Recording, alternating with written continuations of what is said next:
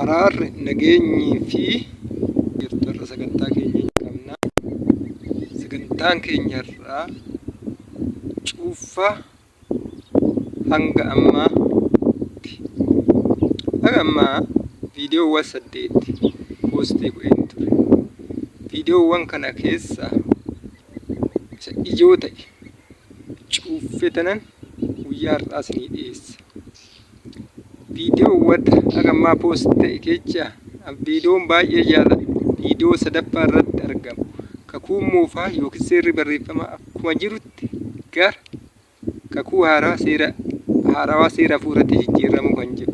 Viidiyoon kun garuu hamma an barbaade waan hin ilaallamneef. Sababni isaa viidiyoo kana sababni hin jaalladhuuf seenan jireenya koo waa'ee dhoksaa macaafa qulqulluu gaafan tuubbikii kana hubadhe waan naa galeef viidiyoowwan jiran keessa oduu namni sirriitti daawwatee seenaa namaa jijjiira jedheetu sirriitti itti yaade qopheesse viidiyoo sadaffaa irratti argamu lakkoofsa 3 jechuudha. Mata dureessa kakuu moofaa yookiin seerri barreeffamaa akkuma jirutti gara seera haarawaa jijjiirame isaa kan jedhu. Garuu namni yeroo baay'ee seenaa namaa wanna jijjiiruuf hubachuu baachuu irraa kan ka'e viidiyoowwan kaawwantu irra laalla. Viidiyoowwan gaggabaabaa fi haala salphaan ta'e xiqqoo qabiyyeessaa cimuu danda'a. Qabiyyeen cimeef garuu wanta nama jijjiiru waan ta'eef sirriitti viidiyoo sadaffaa viidiyoowwan kiyya keessaa oduu sirriitti irra deddeebi'ee ilaallamee baay'ee itti gammade. Sababni isaa namni waa'ee wangeelaa, maalummaa wangeelaa, seenaa keessa gadi bunnan kan hubachuu danda'u gaafa seerri barreeffamaa akkuma jirutti gara seera hafuuraa jijjiiramuu isaa hubatee maalummaa seera hafuuraa, maalummaa seera barreeffamaa gargar baasee gaafa hubate waan baay'ee wangeela irratti hubate.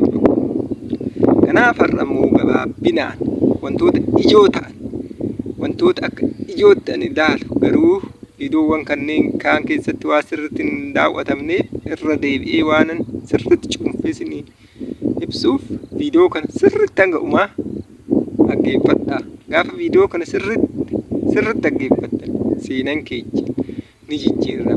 Haalli hubannaa wangeelaa keenya andarstaandis wangeelaa qabdan guutumaan guututti waan jijjiiramuuf yaa sabaa viidiyoo kana sirriitti nabaadhaa.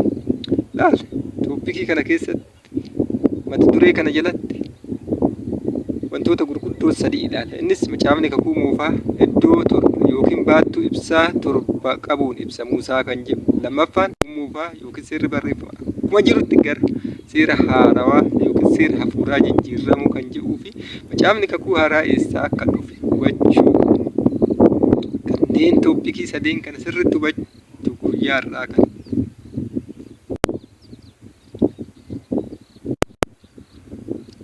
Tokko macaafni kakuu moofaa iddoo gurguddoo torba yookiin baattuu damee ibsaa torbaan qabu ibsamuu isaa kan jedhu ilaallan malaal tokkoffaan. Macaafni kakuu moofaa iddoo torba yookiin damee baattuu ibsaa torba qabu ibsamuu luqqisiiwwan mul'isan. Tokko seera ba'uu 39:37 fi Maatiyos 25:1-3. Seera ba'uu kanarratti 39:37 irratti ibsaawwan baattuun damee ibsaa torba qabu tarree galee akka ifu taa'umsa isaatti akka kennamee ture seera ba'uu kana keessatti. Maatiyos 25:1 irratti immoo baattuu ibsaa kana torbarrani cuuffan ejersaa halkanii guyyaa akka ifu nu hubanna jechuudha.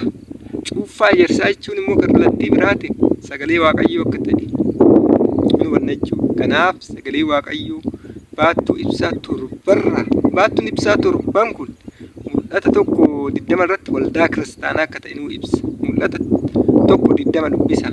Baattuun ibsaa har'a hafuura qulqulluun jechi sagalee waaqayyoo dameewwan torbaan kallattii torbaan akka nu keessaa ifu nu hubanna jechuudha. Kana malees lammaffaa irratti Isaayyaas 11:2 irratti hidda Isee keessaa latiin akka ba'u dameen duumessa isa keessa buufate. Dameewwan torba. Innis hafuura fakkaattii, hafuura ogummaaf hubannaa, hafuura beekumsaaf sodaa Waaqayyoo, hafuura gorsaaf humnaa dameewwan latii keessa jirtu. Yesuus Kiristoos damee torba.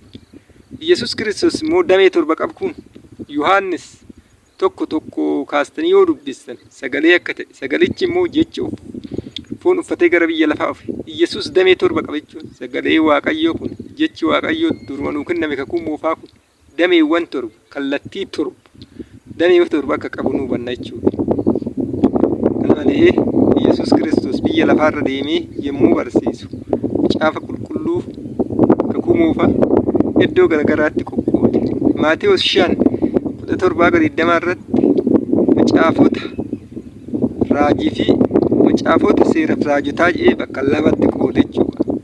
Awwa macaafota raajotaaf seeraa diiguuf asirraa qo'achuuf hin ilaaf bakka lamatti qoode Yesuus Kiristoos. Kana malee Luqaas irratti bakka 3 ilaalachi irratti itti dabalee seera barsiisota raajotaa fi macaafa faarfannaa jedheetu kan inni dhiise achirratti macaafa ogummaaf waa'ee Yesuus Kiristoos fuudhuun ta'e macaafni ogummaaf hubannaa namni ogummaa hubannaa akka irraa argatuuf fakkeenya tokkorraa kaasee tolaal 3 irratti macaafni fakkeenyaa kun ogummaaf hubannaa ogummaa namaa kennuuf waan barreeffameef Yesuus Kiristoos achirratti kanaafuu macaafni qulqulluun kamuu moofaa damee torba kallattii torbaan nu keessaa ifuu nu hubanna jechuudha. Maatewos 5:17, Luqaas 20:44 fakkeenya 1:3 macaafni kakuu moofaa baattu ibsa torbaan ibsamuu isaa nu ibsu jechuudha. Luqaasiiwwan kunniin keessattuu laal Luqaas 24:44 irratti kana booda Yesuus yommuu isin wajjin ture waa'ee kootiif seera Musee waa'ee kootiif seera Musee macaafa raajotaa macaafa faarfannaa keessatti caafame hundinuu raawwatuuf akka jiru kan ani isinitti himaa kunoo isaan kun jedheen laala Yesuus Kiristoos as keessatti jechuudha. Macaafa Musee macaafa seeraa jedhama. Baay'ee hayyoonni macaafni seeraa 5 illee macaafa Musee seera uumamaa hanga seera keessa deebitti macaafni 5 macaafa Musee jedhama.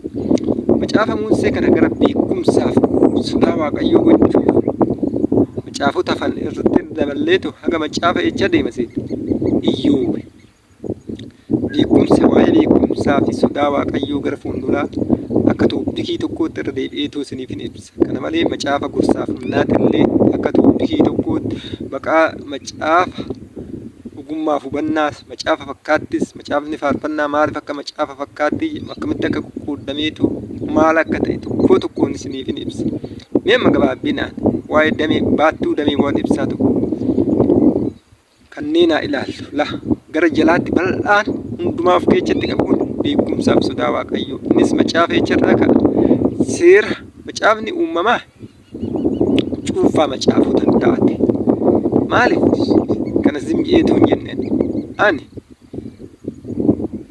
barataa soofteer injiinaringii waan ta'eef yeroo baay'ee riisarchii irratti piroojeektii adda addaa hojjechuu irratti kallattii adda addaatiin dabarsee ture.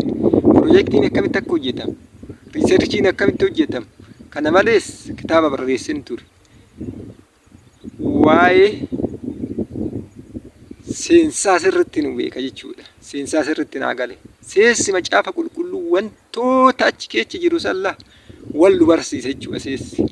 Seerri akkasumas seerri uumamaa wal nu barsiisa. Maaliif wal nu barsiisa? Waaqayyo maal akkam akka ta'e wantoota hunduu uumu bantii waaqaaf lafaa akkamitti uumame namni akkamitti uumame erga namni uumame immoo echatti uumame erga uumame immoo yakkaa addaa waa'ee addaamii wal barsiisa. Mee macaafa qulqulluu keessatti waa'ee addaa waa'ee Yesuus Kiristoos wal nu barsiisa.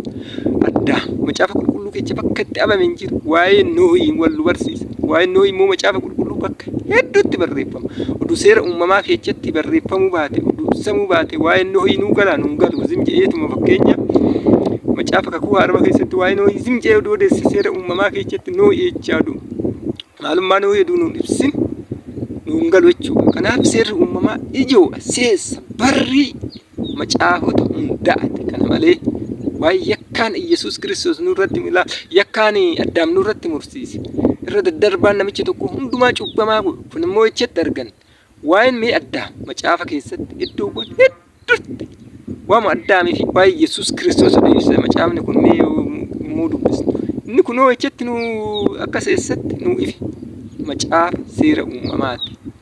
Kana bichaa miti waa'ee Noohii waa'ee Abrahaam kallattii kamiin akka deemaa of Abrahaam irraa gara Noohii irraan ijoollee Abrahaam gara Yisaaq Yaaqoob waa'ee Ismaa'eel tokkoon kan wal barsiisu macaafa seera maaliiti? Seera uumamaati. Macaafni seera uumamaa seensa macaafota kamiitiiti? Macaafni seera uumamaa oduu seessa qabaachuu baatamee macaafni kun akkam akka ta'u xiinxalaa yaada hiika baantoonni baay'een nuun kennu. Waa'een yakkaan Addaam nu galaa nuun galu. Waa'ee Waaqayyo wantoota meeqa maal akka uumu namni akkamitti akka uumu namni akkamitti akka yakke nuun galu. Horteewwan ijoollee Israa'el kudha lama kan wal barsiisu seera uumamaati. Horteewwan ijoollee Israa'el kudha lamaan immoo macaafa qulqulluu keessatti bakka hedduutti argama. Kanaaf seerri uumamaa seessa macaafate jechuudha. Waan kana jedhu jedhee oduun ta'inan Waaqayyo ogummaa naa kennu.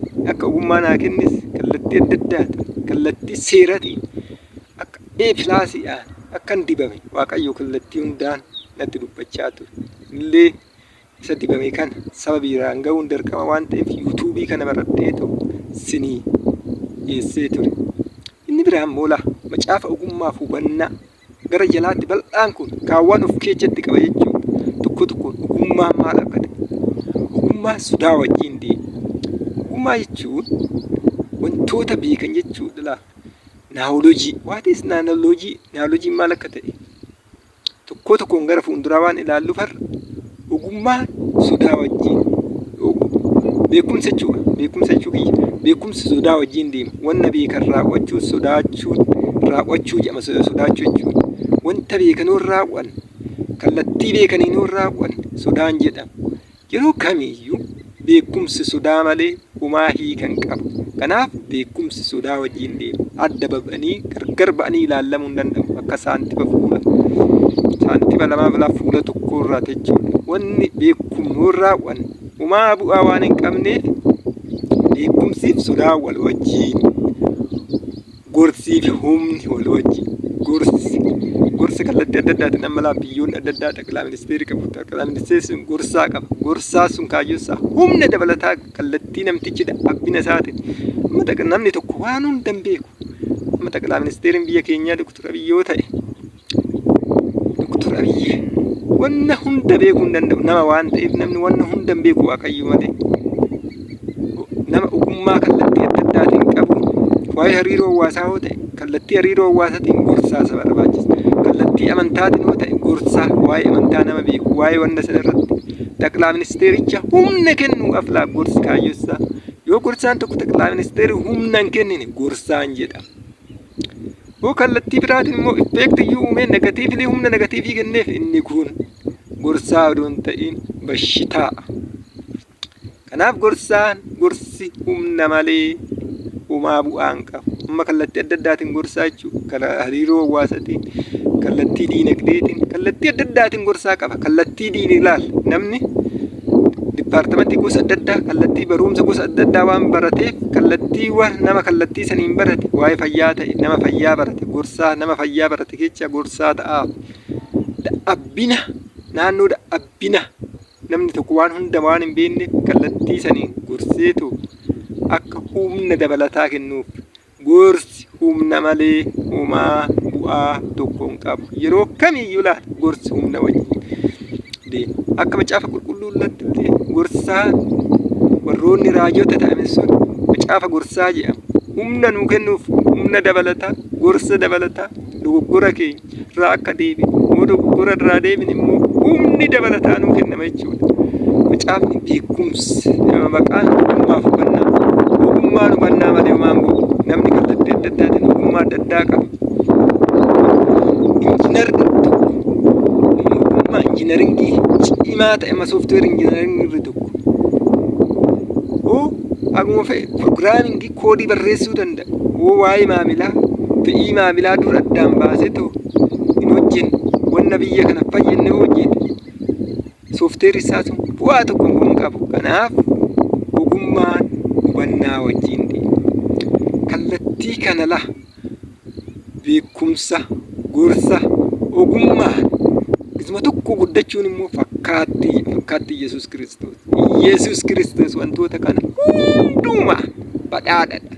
Yesuus Kiristoos beekumsi isaa bakka hin jiru namni akka Yesuus Kiristoos beekan waan hunda waan garaa namaa keessa jiru wanta gara fuulduraadha wanna hunda Waaqayyoodha. Kallattii gorsaan akka Yesuus Kiristoos tokkichi hin jiru.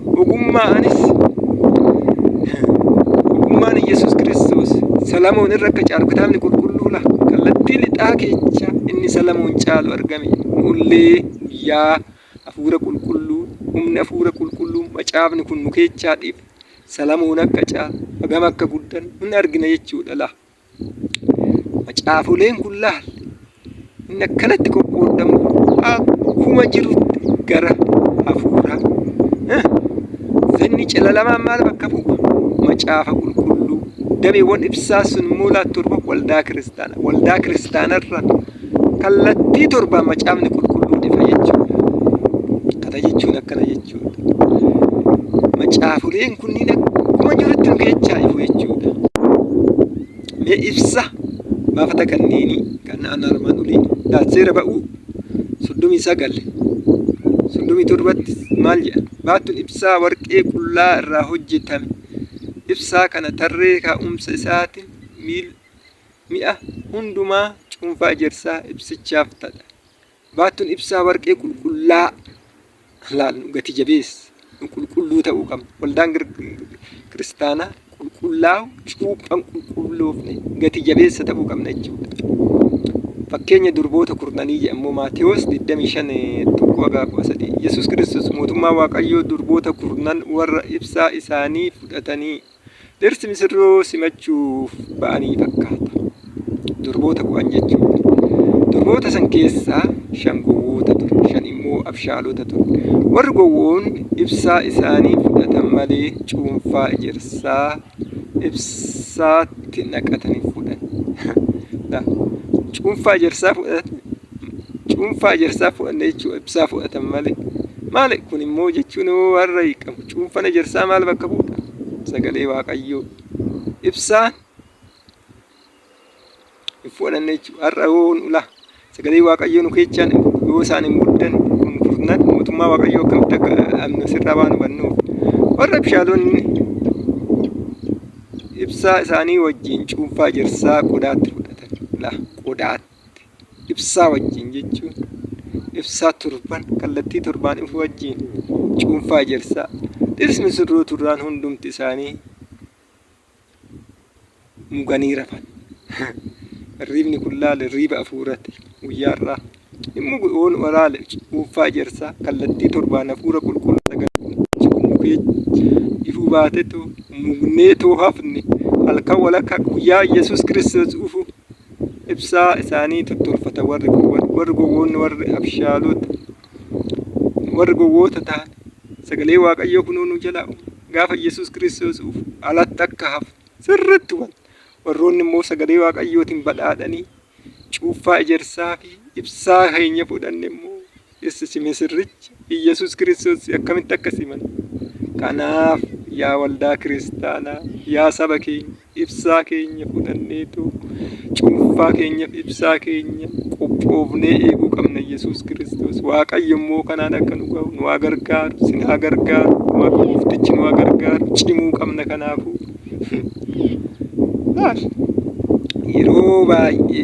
Yeroo baay'ee wanni na gaddisiisu keessaa inni tokko namoota tokko paasteroota tokko namni guyyuma qalbii jijjiirrate mootummaa Waaqayyoo fayyee jedhanii yaadu.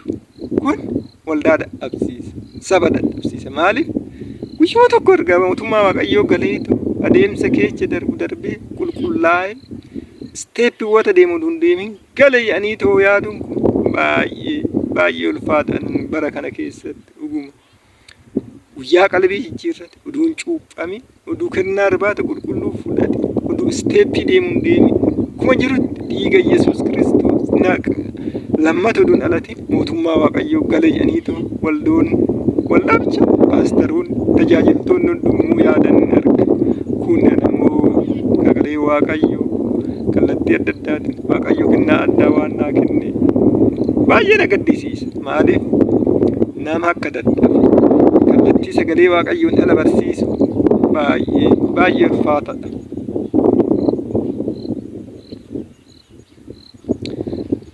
Inni lammaffaan immoo Isaayyaas 11:2 fi Yohaannis 1:1 kaasnee hin ilaalla jechuudha. Isaan kunillee Yesuus Kiristoos damee torba.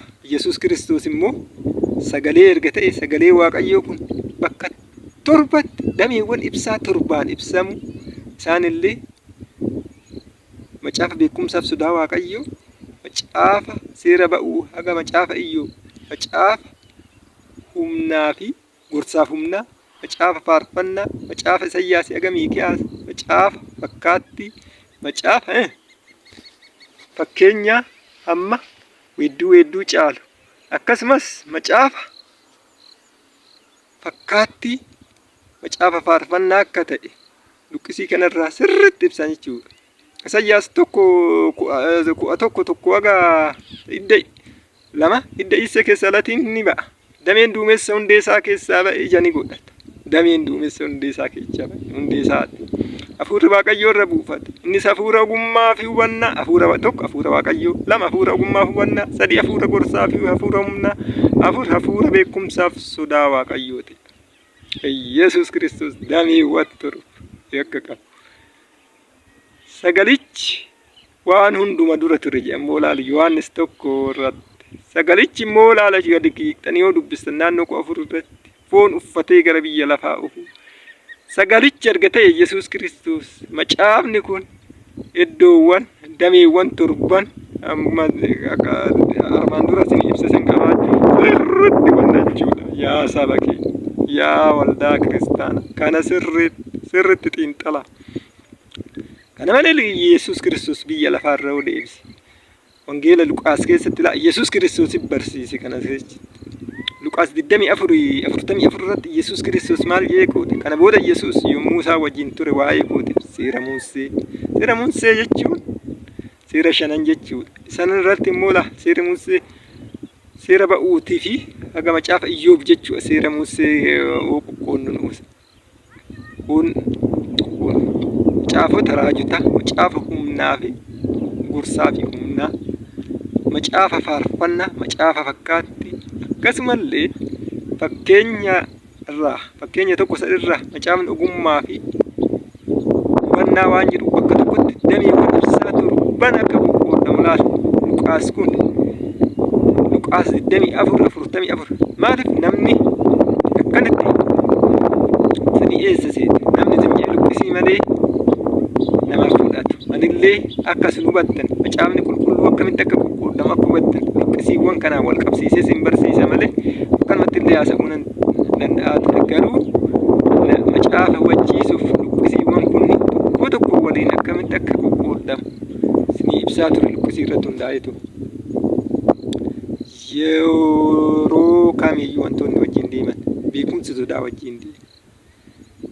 Beekumsi sodaa jechuun wanta beekumsa raawwachuu jechuudha. Amma fakkeenya Waaqayyo sodaachuu jechuun wanta Waaqayyo jedhe abboommii isaa oon abboomtu yoo na sodaattanii yoo na jaalattan abboommii koo eegdu jedha Waaqayyo.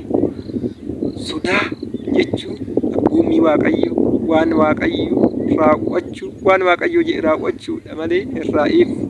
Gisee baay'ee namni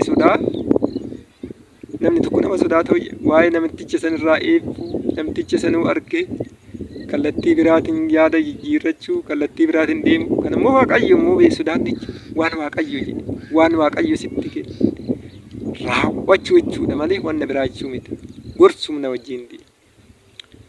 Gorsa akkuma gorsi humna namaa hin taane gorsan jedhama. Kallattii adda addaatiin amma namni gorsa barbaade gorsa isinii kenne sun gorsi sun humna isin hin ta'in gorsaa isinii hin jedhamu. Negatiivli impaaktoo sitti negatiivii dhibee malee gorsan jedhamu. Kanaaf gorsaan ጠቅላይ ሚኒስቴሪin tokko gorsaa kallattii adda addaatiin akka qabu kana dura isinii ibseen ture. Gorsaa sun kallattii ጠቅላይ ሚኒስቴሪ sun hanqina qabutti namni nama waan ta'eef wanta hunda hin beeku namni kallattii tokko wantoota baay'ee beekuu danda'a garuu waan hunda hin beeku garuu kallattii adda addaatiin kallattii diinagdeetiin kallattii hariiroo hawaasaatiin namni fiildii adda addaa waan baratu kallattii sanii humna kennuudhaaf gorsaa wanni ጠቅላይ ሚኒስቴሪin gorsaa filatee ጠቅላይ ሚኒስቴሪin keenya gorsaa gosa baay'ee qaba.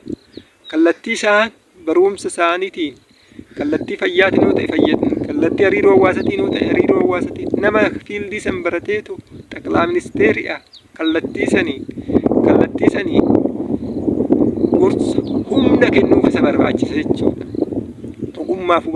Ogummaan hubannaa malee wanna tokko bu'aan qabu. Namni sooftiweerii hojjetu sooftiweerii ogummaa hubannaan qabaan wanti maamilli barbaadu hubanna wanti maamilli barbaadu dhala hojjetu waan takka bu'aan qaba. Isa kanaan badhaadhaan Yesuus Kiristoos beekumsi sodaa Waaqayyo isa beekaa bantii Waaqaaf lafaa beekumsa isaati akkanatti noota addunyaa tana bantii Waaqaa wanti Waaqa keessa wanti lafa hundu harka isaa keessa jira. Gorsaaf humnaan illee kan akka Yesuus Kiristoos gorsaaf humna qaba. Wanna hundumtuu du'aa qaba. Warra du'an keessaa isa dura ka'e kan akka Yesuus ogummaaf hubannaan illee Yesuus Kiristoos malee oonyu waan laphee namaa keessa jira. Wanta nan barbaadu tokkoon hin beeka jechuudha Yesuus Kiristoos. Namni immoo kallattii kanatti yoo guddate ogummaaf hubannaa kallattii adda addaati akka Salamoon caalu Yesuus Kiristoos akka Salamoon caalu kitaabni qulqulluun ibsa nullee har'a kallattii jechicha hafuura qulqulluun hoo guddachaati Salamoon iyyuu akka caaluu akka Yesuus Kiristoos guddachuu danda'a namni kitaabni qulqulluun. Carraan keenya Waaqayyo waan baay'ee daangessin nutti kenna. Beekumsaa fi sodaa Waaqayyoo daangeffamaa hin qabne gorsaaf humna Waaqayyoo daangeffamaa hin qabne hanga dandeenye hanga hojjenne hanga kadhanne guddachuu dandeenya jechuudha. Har'a qabxii lammaffaatti hin deemnaa. Qabxii lammaffaan kakuu moofaa seerri barreeffamaa akkuma jirutti gara seera haaraa yookiin seera hafuura qulqulluu jijjiiramuu jedhuu isaati.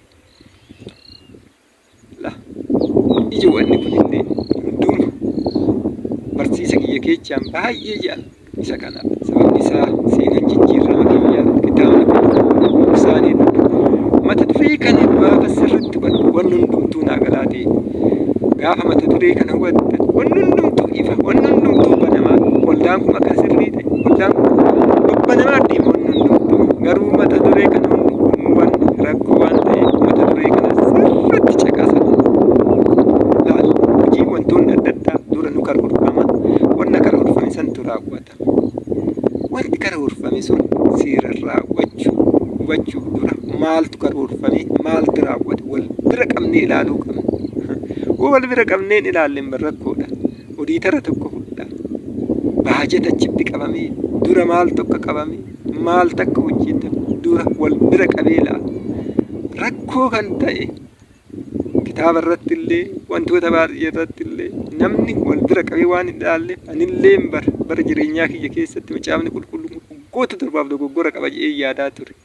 Waaqayyo na gargaaree Waaqayyo pilaas akkanaa ibsaa guddaa har'a garuu namni kallattii adda addaatiin na hubachuu kitaabni an barreesse pilaas akka ta'e Waaqayyo natti mul'isee jira. Namoonni adda addaatiin illee kitaabni kun akka gaarii ta'e kallattii adda addaatiin raajiin hedduu naa darbee ture.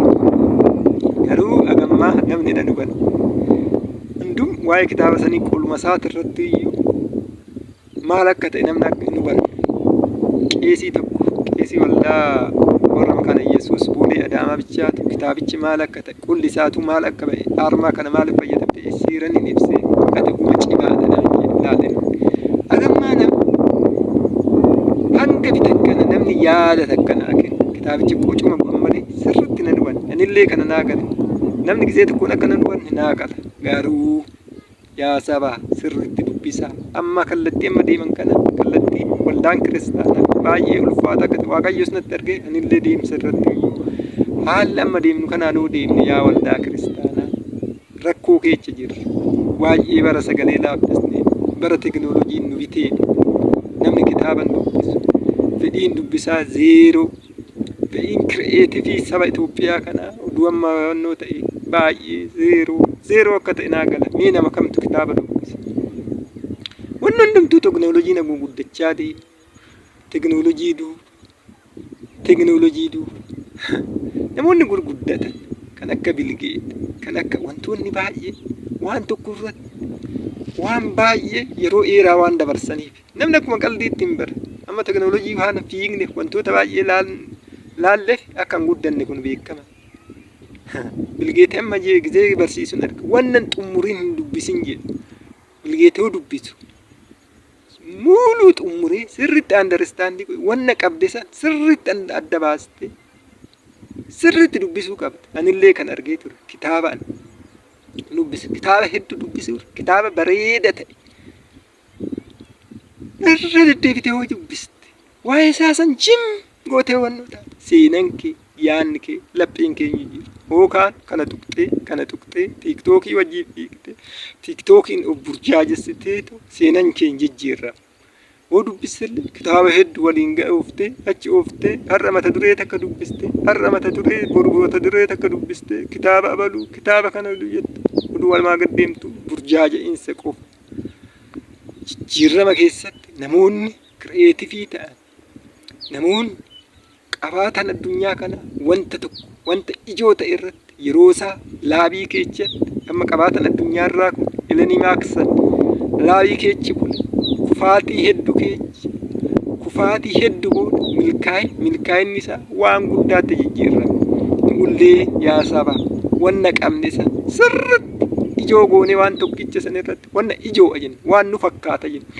Ijoo goonee hin hojjetin akka kallattii amma deemaa jiru kanaan biyyi Itoophiyaa guddachuu hin danda'u. Kanaaf yaa saba teknooloojii duuka buunee teknooloojiin burjaajee jiru dubbisuun kitaabolee ijoo ta'e aga maalummaa kitaaba sanii adda baasuun kitaaba hedduu dubbisaa jechuu kiyyaa miti. Wanna qabdan wanna ijoo ta'e tokko filadhaatu sirriitti dubbisaa. Gara tooppikii keenyaan deemee seerri barreeffamaa akkuma jirutti gara seera haaraa jijjiiramuu hubachuuf luqqisiiwwan armaan gadii sirriitti hubachuu baay'ee barbaachisa. Luqqisiiwwan 5 jechuudha. Luqqisiiwwan 5 kun amma aga luqqisii kana 5 sirriitti hubadhutti macaafni qulqulluun dogoggora qaba jeella. Ijoo luqqisiiwwan kunniin luqqisiinni tokkoffaa Ermiyaas 31 gaafa luqqisii kana sirriitti hubadhu seenan jireenya kootii ilaalchi kitaaba qulqulluu kana kompiliitilii jijjiirame kitaabni naa ifaate. Laal jalqaba luqqisii kana dubbisinan Maatewos 5:17 irratti hundaa'eetti waldaa warra Ortodoksii keessa mucaan tokko seerri kakuu moofaa seerri taabonni kakuu moofaa cimsuuf kenna akkuma jirutti fufee jira. Kanaaf waldaa warra Piroostaantii sirrii miti hin dogoggoran jedheetoo na barsiisee ture. Kana malee waldaa warra Piroostaantii immoo laal asumarra 5ffaa irratti kan argamu luqqisii 2 Qorontos 3 tokko wagaa wannoo irratti hundaa'etti kakuun duraa waan hafeef gara seera haaraa waan jijjiirameef jechuu kiyya waan jijjiirameef seera kaabotaatiin taabonni keenya laphee keessatti waan jijjiirameef har'a taabota waaqessuun hin ta'u jedheetoo na barsiise. Faallaa walii waan ta'eef wantoonni kun lamaa maal Maatewos 5:17 hanga 2 Qorontos 3 tokko waga 18 kun faallaa waan ta'eef wangeelli akka rakkoo qabuutti fudhee ture. Waggoota 7 natti fudhate jechuudha. Waggaa 7 booda gaafa Ermiyaas jechuudha. Ka'umsa kiyya bade jechuudha. Har'allee nama baay'ee ka'umsi waan badee abdiin bara Yesuus Kiristoos bara cuumsaa keessatti barsiisee nu gangalu jechuudha. Maal akka ta'e abdiin kun laalachi irratti abdiin nu kenna Yesuus Kiristoos Maatewos 5:17 irratti abdiin nu kenne kana nu galuu didala jechuudha. Abdiin kun immoo achirratti raawwate hojii ergamootaa 2:33 irratti gaafa Hafuurri Qulqulluu nu raawwate. Abdiin kun nu raawwachuu isaa immoo yookiin kakuun Ermiyaas irratti nu galame raawwachuu isaa fakkeenya gaa'ilaatiin kanarraa gara kanaatti ceene jedhee kan nu barsiisu Roomee 7 afurii haqa jaha. Foomii kanarratti kakuu fakkeenya gaa'ilaati. Gaa'ila keessatti namni kamiyyuu hin beeku. Haati manaa takka gaafa abbaan manaa ishii du'e nama biraa heerumuu, nama biraatti galuu ni dandeecha jechuudha. Nama biraatti heerumuu garuu oduun hin du'in yeroo nama biraa wajjin ciiste sagaagalte waan ta'eef seera gaa'ilaatiin ni adabamte jechuudha. Nullee gaafa seera moofaa kakuu moofaa keessa gara haarawaatti gaafa duuneetu jechuu cuuphaan du'aa kaan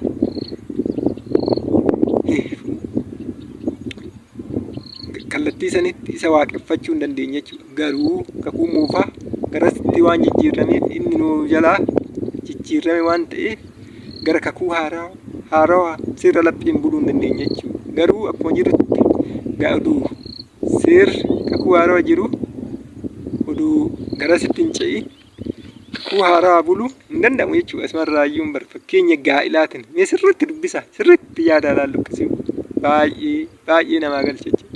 Lammaffaa Qorontos 3 qabannoo immoo kakuu moofaa akkamitti akka hojjechaa ture kakuun haaraa immoo akkamitti akka hojjechaa moofaa seerri baabotaa taaboonni hojii gurguddoo laga Daankutu Iyyaasuun laga Yordaanos Daankutee kakuu barreeffamaa keessatti taabota ulee Muusee kakuu barreeffama cimsuu waan kennamteef hojii gurguddoo akkasii taabonni kenname simannoos cimsuu hojiiwwan gurguddoo akka hojjetan har'a immoo taabota ulee Muusee oduun ta'in hojii guddaa kan hojjetu taabota isa laphee keenya keessatti barreeffamu humna hafuura qulqulluutiin hojjenna malee kan durii san jira garana ceene jechuudha. Kanaaf tartiiba kanaan oduu dubbisne waan hunduunuu salphachaa deema jechuudha. Sababbiiwwan luqqisiin armaan olii tartiiban hojjechuu dhabuuf rakkoolee uumame sadeen. Rakkoolee sadii luqqisiiwwan laal ammaan isin ibse kana shanan tartiiban oduu hubate. Amantoonni Ortodoksii fi Kaatoolikii ilaalcha seerri barreeffamaa seera hafuura beekuu dhabuun amantoonni Ortodoksii fi Kaatoolikii maal seerri keenya ida'ama seera barreeffamaa fi seera hafuuraati. Inni kun immoo dogoggora. Seerri barreeffama taabonni maal cimsuuf kenname? Seera moofaa kakuu moofaa san cimsuudhaaf kenname. Seerri amantaa Ortodoksii fi Kaatoolikii qixa ta'a. Seera gabatee dhagaa seera moofaa cimsuuf kan kenname hidha'u seera laphee namaa seera barreeffamaa cimsuuf kan kenname seera hafuuraa seera cimsuuf kan lachuu fudhatu bakka tokko. Garuu namni immoo seera moofatiin jiraachuu hin dandeenye. Jiraachuu danda'e foolsii alaa seera haaraatiin jiraachuun turuu hunda foolsii walii galatti foolsii. Kanaaf seera kana lamaan hidhama isaa kana lamaan jiraachuu hin dandeenye jechuudha. Kun hin ta'u. Amantoonni kiristaanaa Kaatoolikii seera gabatee dhagaa taabotaaf seera laphee namaa ni fudhatu. Seera gabatee dhagaa taaboon erga gara seera laphee jijjiirame seera laphee namaa qofa bulla malee seera lachuu ni bitache. Gabatee kakuu wanti kennameef sirriitti hubachuuf ba'uu 24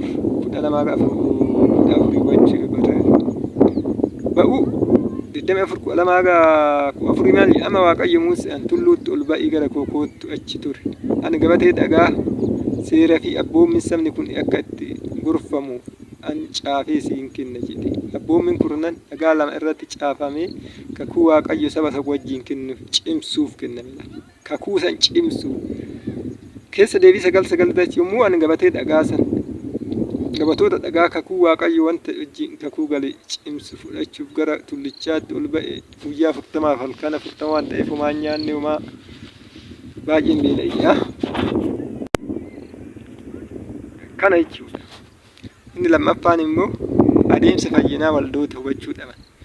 Sababbii seera waldaa amantaa Pirotestaantii akka godhamu tokko seera fayyinaa namni kallattii kamiin akka fayyu waldoonni tokko seera fayyinaa hubatu.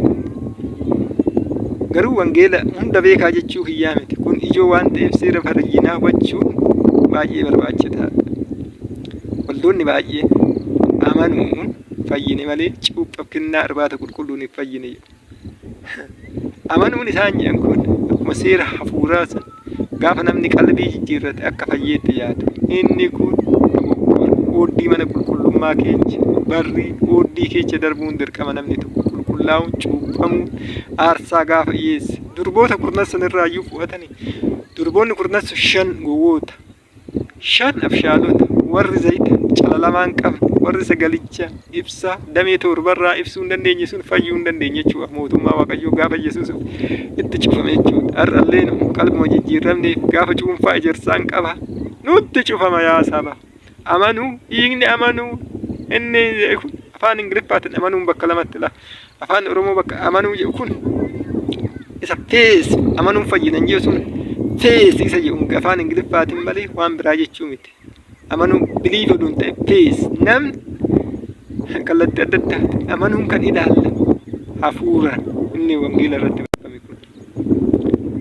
Inni sadaffaan immoo seerri barreeffama seerri barsiisa raajotaa gara seera hafuura qulqulluu jijjiiramu waldoota morma. Seerri barsiisa raajotaa. Kakuu moofaa keecha raajoon seerri barsiisota raajotaa maali? Seera waan ta'eef raajiin tokko kaafu dirqama deemee raajuu deemee waldaan kiristaanallee fudhachuu dirqama. Har'a immoo seera kennaa amalee seeraa miti. Raajoonni jechaa turan jechaa ka'an raajoonni Saamu'eelii jalqabanii haga hojii Yohaannis cuuphate ergasii wangeela mootummaa Waaqayyoo lallabe jedhan Luqaas 16 seerofni raajoonni nama bara Yohaannis cuuphaa turan ergasii immoo wangeela mootummaa Waaqayyoo hanga Yohaannis cuuphaa jechaa jalqaban. Hojii ergamootaa 3:24 irraan argattu. Raajonni Saamu'eelii jalqaban. Saamu'eel mana mootummaa Waaqayyoo irratti baay'ee amanama. Raajoon mootummaa kallattii istiraakcharii amma jiru kanaan kan kaase Saamu'eel. Saamu'eel gaggeessaa ta'eetu oduu jiru. Saba Israa'el oduu gaggeessaa ta'ee jiru. Raajii ta'ee oduu jiru. Wanna hundumtu Saamu'eel raajiin jedhamne. Maaliif gizee sanitti Saamu'eel kaasilaan raajoonni Saamu'eelii jalqaban. Ergasii as eenyutu ka'e? Eeliyaas ka'e. Raajoonni hedduu bara Saamu'eel booda Ermiyaas, Isayyaas, Saamu'eelii achitti mee raajii jedhamu. Amma Museen raajii cimaa mul'ata wantoota adda addaa akka kennaatti jira durallee jechuudha. Inni arga. Garuu macaafa raajii Musee keessatti jedhama. Mee Musee keessatti macaafni qulqulluun kitaaba hedduu barreesse. Raajii Musee hojii dhageenyee hin beeknu. Har'allee raajiin kennaadha malee seera waan hin taaneef seera Waaqayyoo miti jechuudha. Rakkoowwan armaan olii sadan kana malli furmaataa luqqisiiwwan armaan gadii tokko qishin sirriitti hubachuudhaan rakkoowwan amma isinii ibse kan inni tokkoffaan rakkoo seerri isaanii ida'ama seera moofaaf seera waldaa go'an akka ortodoksiif kaalotti waldoonni biraa immoo cuuphaa fayyinaa fi miti waldoota jedhan. Inni biraa immoo barsiisota raajiffaaf kennaa ta'uu warra inni wallaalan furmaanni isaa kan walitti nu naqooduu hin ta'in qabiyyee luqqisiiwwan armaan olitti kennan. Ermiyaas 31 33 Maatewos 5 17 hojii ergamootaa 2:33 fi Roomee 7:4-6 akkas lammaffaa Qorontos 1:18 sirriitti hubachuudha. Malli furmaata wal mormuu wanni walitti wal naqu hin jiru. Sagalee Waaqayyoo sagalee akkuma jirutti fudhachuu qabna malee sagalee Waaqayyoo irratti hin barre goolii an itti galchu goolii kan nutti galu hin jiru. Akkuma jirutti wanni jiru maalitti morminee hin jijjiiruu hin danda'u. Nama fakkeenyaaf waldaan an Waaqetti waaqeffadhu cuupha mootummaa Waaqayyoon galchootu jedhe ani walii gaddeemee cuupha mootummaa waldaa cuupha mootummaa Waaqayyoo galchu jettu cuupha mootummaa Waaqayyoon galchu jedheetu aga fe'etti iyyu. Ingalchoota ingalcha malee jijjiiruu hin danda'u. Sagalichi wanni takka hin jijjiiramu. Sagalee Waaqayyoo Waaqayyoodha. Amma battii waaqaf lafaa badanitti sagalichi hin badu waan ta'eef yaa saba wanni wal nu mursiisu wanti kana jenneetu waldaan keenya kana waaqeffattinnee nu ta'e dhugaa qofaaf jiraachuun bu'a qabeessa waan taaneef yeroo san bu'a qabeessa taana waan taaneef bakka immoo waldaan seerri furmaataa keenya wanni walitti bu'u sagalee Waaqayyooti akka sagalee Waaqayyootti jijjiirrachuun dirqama keenya malee nama dhiibu'aan nama sirrii sagalee Waaqayyoo sirrii barsiisu dhiibuu mormuun hin ta'u. Kana namichaan mormitan hin ta'in akka sagalee Waaqayyootti Waaqayyoon mormitan waan ta'eef of ilaala. Nama fakkeenyaaf kallattii adda addaan nama sagalee Waaqayyoo seeraan barsiisu tokkoon mormu. Namichaan hin morme duun ta'in Waaqayyoon waan mormeef of ilaaluun qaba. Qalbii jijjiirrachuun qaba humna mormellee maaliif nama tokko karaarraa dabsuuf dhagaa guddaa mormatti hidhatanii gara qileetti konkolaachuu wayya akkuma jiru sagalee waaqayyoo namticha san jireenya namticha sanii namni mana waaqayyoo diige waaqayyoo isa diige akka gaafa mana waaqayyoo diige gara kallattiin taanetti ogorsi seera waldaa kiristaanaan jijjiirra waldoonni adda addaa seera adda addaa seerri waldaa warra makaanii jijjiiramuu danda'a seerri waldaa warra mulu wangeelii jijjiiramuu danda'a seerri kamiiyyuu jijjiirama garuu sagalicha jijjiira sagalichi sagalichi waaqayyo waan ta'eef dameewwan turre wanni waaqayyo qabu hundumaa waan qabu sagalee waaqayyoo bitamu sagalee waaqayyoo cimsinee eeggachuun dirqama keenya jechuudha. Ibsa kakuu Ermiyaas irratti nu kenname laata 31 irratti nu galameef tokko yommuu macaafa kakuu haaraa dubbisuun dura kakuu macaafa Ermiyaas raajicha 31 irratti dhibbaan hubachuun baay'ee barbaachisaadha. Erga ani luqqisiiwwan Ermiyaas kana laa 33 irraa kana dhibbatti badde waa'een dhugsaa macaafa qulqulluu maalummaa macaafa qulqulluu akka dhuunfaa kiyyatti waan galeef sinillee carraan argadhe kan argadha sirriitti hubadhaatu waa'ee macaafa qulqulluu maalummaa macaafa qulqulluu akka hubattan gorsa dhaamsa isinii dabarsa ani jijjiirran laal macaafni Ermiyaas 33 keessatti 30 seerri kun hoo hafe qofan saba kiyyaan saba Israa'el saba koo fuula kiyya duraa badaa jedhan malee akka inni kun cimee dhaabbatetti hunduu saba koo jedha gaafa luqqisiiwwan noota Ermiyaas irratti guutumatti gaafa ibsame kun gaafa guunu waldaan kamiyyuu oonyuu haa taanu gaafa isa guunu waaqayyo akka nu simatu akka mootummaa isaa keessatti akka iddoo gaarii iddoo nu qophaa'e akka gallu beekamaadha. Kanaaf Ermiyaas 36 kun ijoo waan ta'eef yaa saba kee irra deddeebi'aa dubbisa sirriitti hubadhaa. Ermiyaas 31 irratti qabxii gurguddoo adda addaa 5tu argama. Inni tokko seera kun yaada keenya keessa kan kakuu haaraa keessatti yaada keenya keessa kan humna hafuura qulqulluu gargaarsa jira. Kakuu moofaa keessattuu seera waaqayyoo keessa kan kaawwatu nu Iyyaasuu 1:8 irratti seera kee yaada kee keessa kaawwatu Iyyaasuu wajjin akkas wanti ati hojjettu hundi wal sii qixxaatu. Iyyaasuu allaa gorsa achirratti mataa isaa keessa kaawwata jechuudha. Iyyaasuu yaada isaa keessa kaawwata. Har'aoo humna jira nu seera irratti uwwisne hafuura irratti gargaarsa hafuura qulqulluu garaa keenya keessatti kan nu caafu kakuu haaraa keessatti waaqayyo jechuudha. Yakkaa isaanii nan dhiisa jala asirratti yakkaa isaanii nan dhiisa cubbuu isaanii deebi'ee isaaniitti lakka'u yakkaaf cubbuu asirratti jala mureetu kan gargar ta'u namoonni tokko gargaraa miti jedhanii ta'u gizee morman arga anuyyuu na qunnamee ture macaafni qulqulluu bakka kanatti yakkaan ni dhiisa cubbuun hin lakkaawamu jedhee tanan sirriitti barsiise jechuudha sirriitti ibsee cubbuu fayyinaaf ta'u paastariin kun maal laante sirriitti cubbuu fi yakkaan tokkuma yeroo macaafni qulqulluu gara afaan Oromootti hiikkatu kun azim jedhee hin ta'e gargar ta'u sirriitti mana qulqullummaa waaqayyoo keessaallee kan ilaala understanding kun gara fuulduraa waa'ee mana qulqullummaa waaqayyoo ni mana qulqullummaa maaqa kutaalee 4 akka qabu kana barsiisa ta'an keessatti hin argine kutaan tokkoffaa maaltu jira balbala yookiin karra mana qulqullummaa karri wangeela Maatewos akka hojii ergamtoota taansi ooddi neechirraa ka'a warri cuuphaa wannoorra ergaa warra Roomee hanga ergaa Yudii mul'anni cuuphaa kitaaba hundaa namni tokko oddii keessa wantoonni gurguddoon lama akka jiran laala fakkii irraa gulana fakkii an argite inni tokkoffaa ba'iddootti qulqulloofnu laa cuuphaa achitti qulqullaa'u yakka Roomee 5 wasaddeet akka diddam yakkaan namtichi tokko hojjete yakkaan Addaam hojjete hunduma keenya irratti murame kan yakkaa kanarraa qulqullaa'u gahee keenya jechuudha laalachi keessatti sirriitti nu ibsa inni lammaffaanoo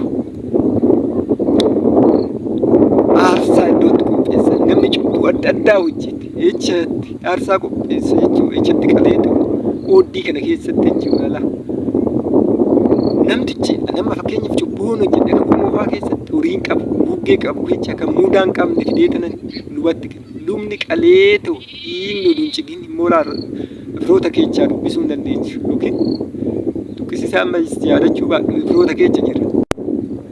Wanni tokko aarsaa malee waan fedha keenya malee waaqayyo waaqa dimokiraasii ta'eef hin raawwatu jechuudha.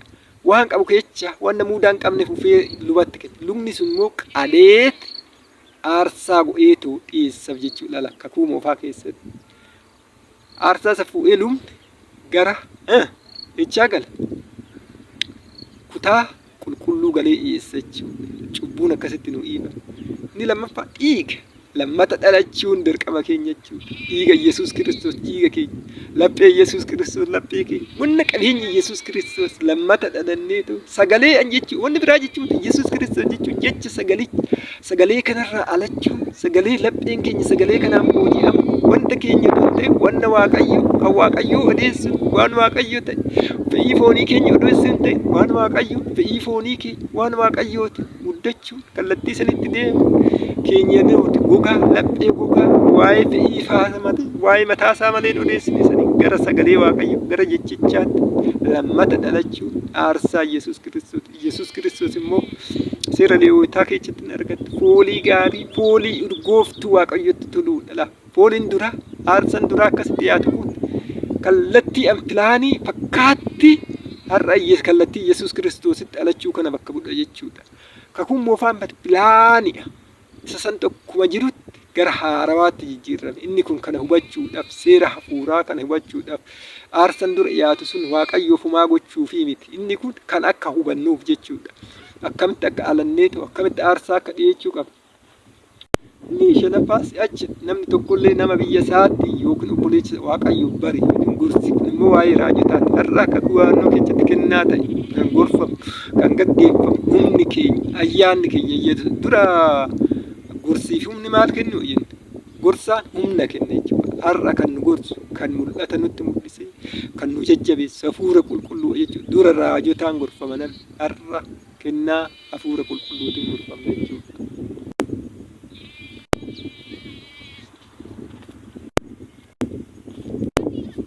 Diyaagiraamii kanarratti kakuu moofaa keessatti yaada keenya keessa seera waaqayyoo kan nu'u jechuudha. Hi'uu qabna jechuudha. Isas Iyyaasuu 1:8 irraan arganna. Kakuu haaraa keessatti yaada keenya keessa seera waaqayyoo kan nu'u hafuura qulqulluu gargaarsa kan immoo Roomee 8:6 irratti fe'ii foonitti dhi'uun du'a fida fe'ii hafuuratti dhi'uun garuu jireenya fida jedha. Garaa isaanii keessatti nan caafa.